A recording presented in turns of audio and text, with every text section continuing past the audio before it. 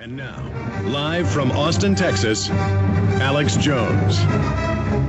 We are live, my friends. It is the 15th day on this Monday. It is Monday, June 15th, 2009. We've got 2 hours left, spanning out like a vista before us as we go in, through, and beyond, as we talk to one of the most prolific researchers, one of the most prolific minds out there in challenging the established false reality.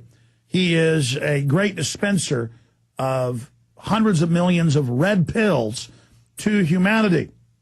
And he has taken a lot of people very, very deep down the rabbit hole indeed, to where we're not in Kansas anymore. And you can question and debate the perceptions through the rose-colored darkly that David Icke looks through. But be careful that when you're getting the speck out of his eye, you don't get the giant beam out of yours. It's important to get that beam out. We all see through different perceptions, but certainly the perception of David Icke is proven to be much more clear than the average man or woman out there. So it's always great to have David with us. I have a host of issues I want to talk to him about: where the New World Order is going, what they're doing currently, trying to start World War III with Iran, trying to start things up over there, trying to start things up with North Korea, knowing they're in the middle of a power sharing and a power transfer, saying they're going to board their ships, a new Cuban Missile Crisis.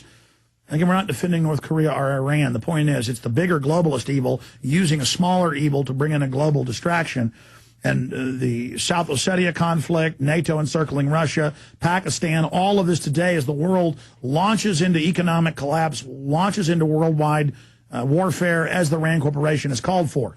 So joining us, DavidIcke.com is the website. Our websites are Infowars.com and PrisonPlanet.com is the great David Icke. David Icke, thank you for joining us. It's a pleasure, Alex. How are you?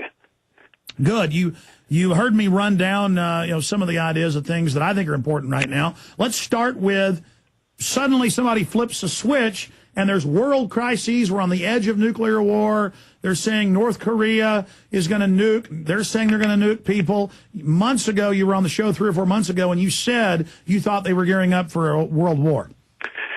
Yeah, well, that's where they want to go, because the world wars have served them very well.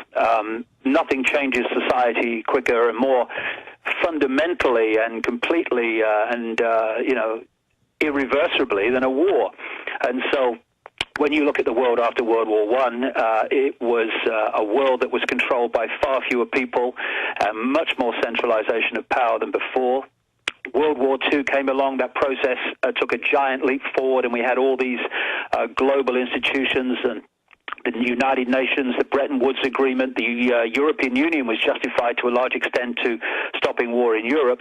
And so to complete the job, to move into this final global society that they want, a third world war is what is on the agenda. And I don't know if I've mentioned this before, but I had a letter from a traffic warden, a guy here in Britain, that's supposed to just dispense tickets for people who have broken the parking laws. And he contacted me, must be a year or so ago now, and said that he'd been called in and given new cards that he was told to take home and put away till further notice.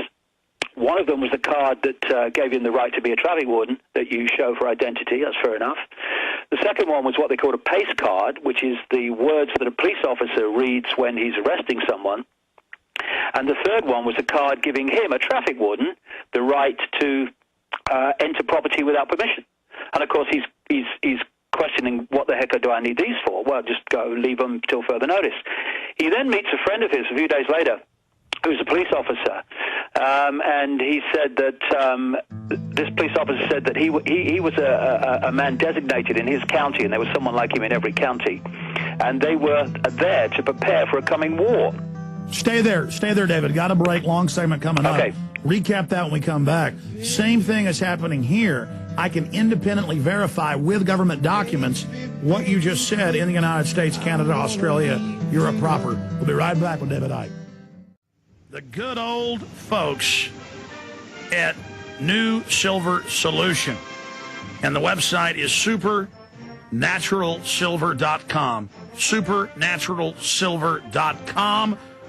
This is something that kills bacteria, viruses, you name it, well documented. They've got it down to a super small nano-sized particle, supernaturalsilver.com. Check them out at Infowars.com. Well, he needs no introduction. I know some stations weren't carrying that last segment. He was telling a story about a traffic warden who he knows in England, who said he was given a card to put away for secret emergencies to be able to enter homes without warrants. And then his friend didn't really know what that would be used for. Then he talked to another police officer who explained to him the key piece of the puzzle. And then I was saying to David, I can independently verify, this is even in our news, with InfraGard, that we told people about a year before it was in the news. Now they admit it, 56,000 and growing. That's a year-old numbers. Infrastructure protection, key people in power plants, refineries, businesses. I have a guy here who worked in LCRA security. And 6 years ago, about a year before he worked here, they gave him a card for infrastructure security, basically a get out of jail free card. And all the police have these badges. They're supposed to keep them away. And they're saying, oh, yes, the American people are the terrorists. The British people are the terrorists. Homeland Security's for them. Martial law is coming. A war is coming. David, continue with what the police officer told you. Well, the police officer, who was a friend of this traffic warden, he called him aside one day and said, look, because I'm a good friend of you, I'm going to tell you this. But he said 5 times in the conversation, you must not tell anyone else. And what the police officer said was that he had a job in that county, and there was someone like him in every other county of the United Kingdom. And their job in the police force was to prepare for a coming war, which they knew was coming, and they were preparing for it well in advance. And that the military and the regular police were going to be used to meet what they knew was coming in terms of civil unrest in the streets when that war started and then the build-up to that war. And he said, you people, traffic wardens and private security guards and other such people, are going to be given powers that the police normally do, so that you can do those things while we're dealing with the civil unrest as a result of this war. And very, very shortly after the traffic warden contacted me, the government changed the name of traffic wardens from traffic wardens to civil enforcement officers, and gave them more powers, not all the powers, but more powers that the police normally do. And then about 6 months later, the government announced a new type of person called accredited persons. And these were, wait for it, private security guards and all the kind of people that the policeman had listed who were going to be given the right to stop and question people, to hand out certain fines, to hold them till the police arrived. And it's all part of this layer-by-layer building of self-policing, the people self-policing each other. Because, of course, when there's a few of you and you want to control the many, there's not enough of you physically to do it. So you have to get your target population, or many of the people within it, to police the target population. You have to get the sheep herd to police each other, so they don't need so many sheepdogs externally and shepherds externally, that the sheep are doing it for themselves. And this is what's being built all over the world. And this Third World War is definitely in the agenda because it's a massive problem which will be in need of a global, because of the global nature of the conflict, a global solution, which will be the final move to this structure we've been talking about all these years of world government, world army, and all the rest of it. And of course, the world army will be justified by the only way to stop war is to have one world army, and then no one can fight each other in terms of major conflicts anymore. These are the kind of things we're going to be seeing unfolding. Okay, David, I just want to back you up because people are hearing this or months from now watching this on YouTube or prisonplanet.tv, and they're saying, okay, what's the proof? Everything David just said, every term he used, I have hundreds of mainstream articles, government documents. Let me just go over a few of them.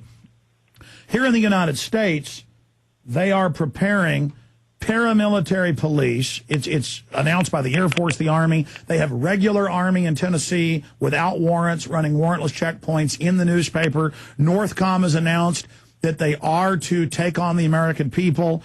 The Homeland Security documents DHS documents we broke that made national news state the #1 threat is returning vets, gun owners, that the whole Homeland Security system is for us.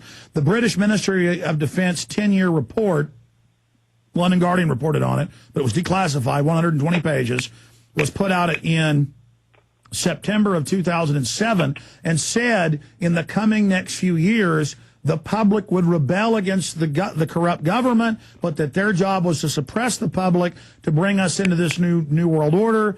And it said they will, even if the British people, they say, try to march on London, they will use neutron bombs on them.